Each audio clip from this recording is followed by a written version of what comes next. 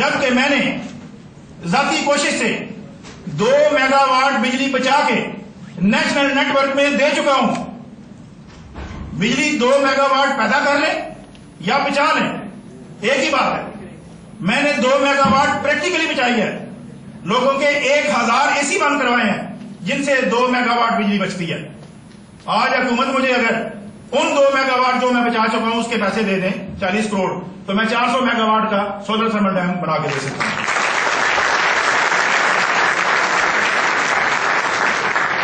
जबकि 6 मेगावाट की जरूरत खत्म कर दी है। यानी एक बंदा कोठी बना रहा है, वो चाहता है मैं 4 एसी लगाऊंगा ऊपर, लेकिन उसने एसी लगाने की बजाय टाइल लगवा ली। अब वो 4 एसी जो बच गए तो गोया वो जरूरत जो बिजली की होनी थी वो खत्म हो गई। इस तरह 6 मेगावाट मजीद बिजली बच चुकी है मेरी इस कोशिश से, मेरी इस टाइल की वजह से।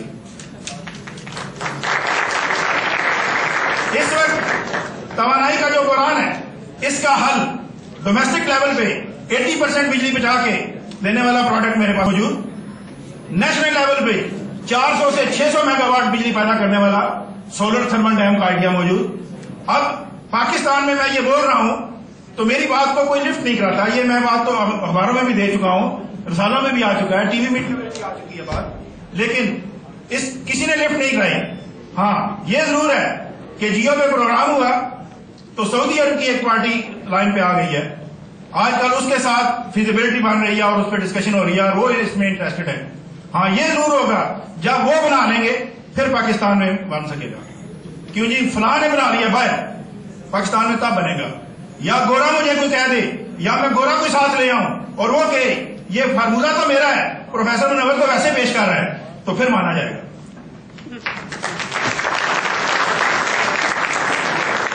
फाइनेंशियल क्राइसिस है हमारे पास, एक बहुत बड़ा चैलेंज है। दुनिया से हम भीख मांग रहे हैं, पाकिस्तान को बेच रहे हैं आहिस्ता आहिस्ता, स्लो पॉइजनिंग। मैं कहता हूं सेल पाकिस्तान अमंग पाकिस्तानी, पाकिस्तानियों के हाथ में पाकिस्तान को बेच दो। किस तरह?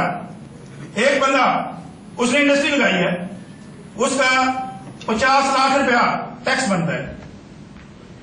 वो टैक्स देना चाहता है लेकिन उसे पता है कि मेरी जो बाहर वाली सड़क खराब है, ये खराब ही रहेगी, बेशक 50 लाख दे दूं और ये पैसे कहां जाएंगे इसका कोई पता नहीं।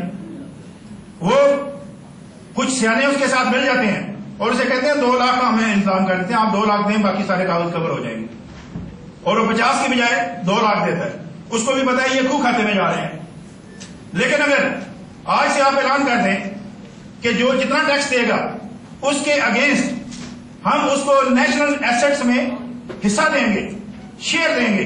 मसलन आप पाकिस्तान स्टील को, मैं मिसाल से देना चाह रहा हूं, पाकिस्तान स्टील को 10 अरब में बेचना चाहते हैं। आप 10 अरब की बजाय 100 अरब का उसकी कीमत रखते हैं। उसके बाद उसके 1-1 लाख के उसके शेयर बना दें। अब एक बंदे ने 2 लाख रुपया टैक्स दिया है, उसको उसमें से 2 शेयर दे दें।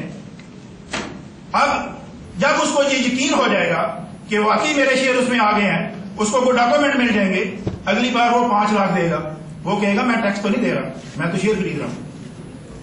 अब वो 5 देगा, जब उसको यकीन हो गया कि 5 के भी मुझे शेयर मिल गए और उसके मुताबिक जो भी लवाजमात है वो मिल गए, तो अगले साल वो 50 लाख देने के लिए तैयार होगा, क्योंकि वो कहेगा मैं तो शेयर खरीद रहा हूं, मैं टैक्स कहां दे रहा हूं। अब वो जनाब खुद कहेगा कि मैंने कुछ तब्दीली की है, मेरे बिजनेस में बड़ी तरक्की हो गई है, अब मेरा जो टैक्स है ज्यादा बनता है ताकि मुझे ज्यादा शेयर मिले। तो इस तरह एक रेस लग जाएगी। जो बंदा टैक्स देना चाहता है उसको पता होगा कि मुझे नेशनल एसेट्स में हिस्सा मिल रहा है, वो हिस्सा देगा। पहले भी तो इन्हीं के पैसों से ये एसेट बनते हैं, लेकिन हम उनको हिस्सा नहीं देते।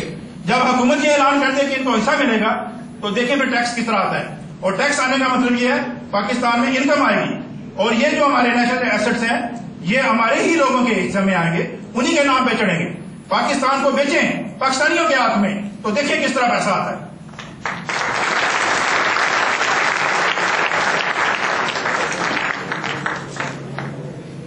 अनएम्प्लॉयमेंट एक बहुत बड़ा इशू है, बहुत बड़ा चैलेंज हमारे पास। इसका हल मैं एक प्रोजेक्ट बनाया है जिसके मुताबिक उसका हेडिंग रखा है सैलरी बिफोर जॉब, तनख्वाह मिलेगी नौकरी से पहले। उसके लिए फार्मूला ये है कि एक अमाउंट गवर्नमेंट मुकर्रर करे या प्राइवेट सेक्टर आ जाए, बैंक आ जाए इसमें, वो आज से तनख्वाह देनी शुरू कर देगा 10 लाख लोगों को।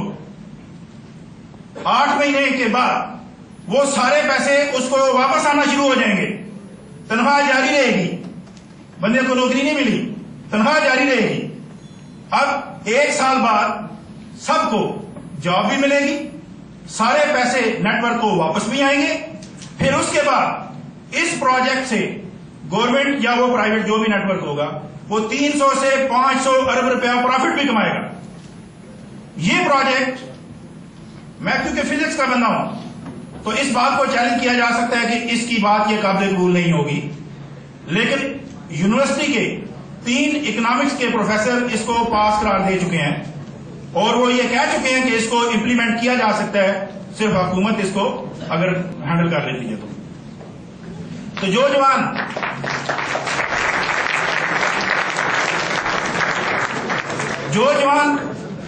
तालीम से फारिग होगा, FA हो, PA हो या MA हो, उसको पहले दिन से ऑनरेडिया मिलना शुरू हो जाएगा, उसकी सैलरी मिलनी शुरू हो जाएगी।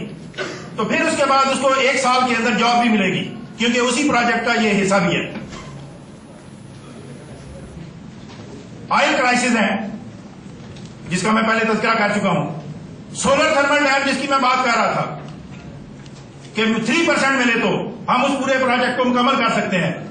उस प्रोजेक्ट से 1 crore litre biodiesel as a by product हमें मिलेगा हर साल, 1 करोड़ लीटर बायोडीजल। अब अगर हम सोलर थर्मल डैम बनाते हैं तो ऑटोमेटिकली हमारे ऑयल का मसला भी हल होना शुरू हो जाता है। क्या उधर से हमें ऑयल मिलेगा, हमें फिर दुनिया तेल नहीं देगी, बल्कि हम इसको एक्सपोर्ट कर सकेंगे।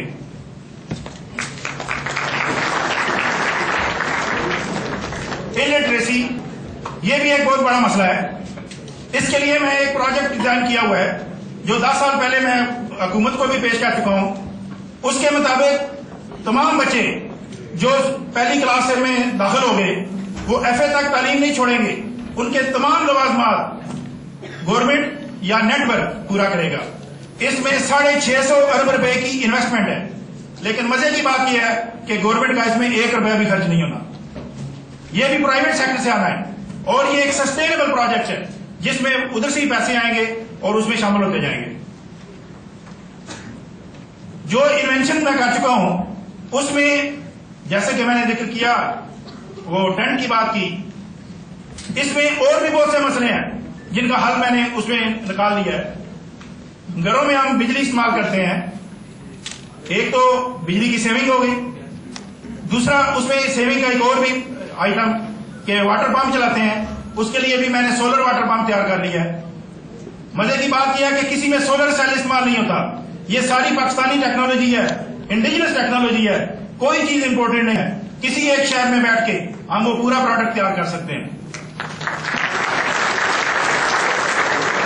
खवातीन की दिलचस्पी के लिए भी बताता चलूं कि मैंने एक सिस्टम डिजाइन किया है कि बाहर धूप को, सोलर एनर्जी को एब्जॉर्ब किया जाएगा, थ्रू पाइप किचन के अंदर आएगा, आगे तवा होगा स्पेशल किस्म का, तवे का वाल्व ऑन किया, तवा गर्म हो गया, कमरे के अंदर बैठ के रोटी पकाए सोलर एनर्जी की मदद से।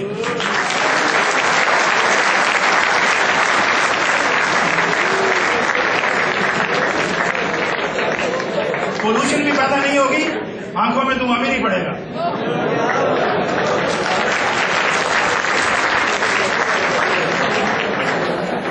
मेरे पास बताने के लिए बहुत कुछ है, अभी तो 4 इजाज़ात की बात की है। मैं नहीं चाहता कि आप जमाइयां लेनी शुरू कर दें। जो कुछ मैं बता चुका हूं और जो आगे प्रोजेक्ट्स की बात की है, अभी क्योंकि टाइम हो गया है, मैं अब आपको मौका देता हूं, आप इसमें क्वेश्चन करना चाहें तो आप करें, इसके बारे में मैं इंशाल्लाह जवाब दूंगा। और अगर कोई इसके बाद मजीद कोई इंक्वायरी करना चाहे तो बाद में मुझसे रब्ता कर सकता है। मैं कोई मिनिस्टर नहीं हूं कि मिल ना सकूं, मैं आसानी से मिल जाऊंगा।